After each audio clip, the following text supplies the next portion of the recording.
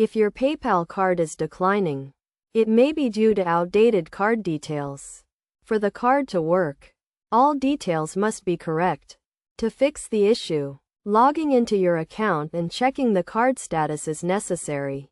If the card is shown as expired, it may be because a new, updated card is on its way. It is also important to ensure that the billing address is up to date, especially if there has been a recent move to a new location. The address on the PayPal account should match the current billing address. Another common reason for a declining card is insufficient funds in the available balance. To add money to the card, visiting the PayPal website and logging into your account is the first step.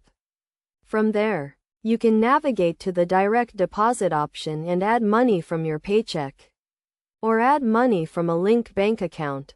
After making changes, it may take some time to process, so it's best to wait before trying to use the card again.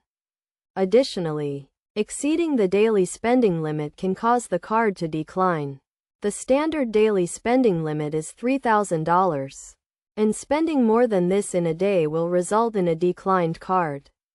By following these steps, you can determine why your PayPal card is declining and take the necessary actions to resolve the issue.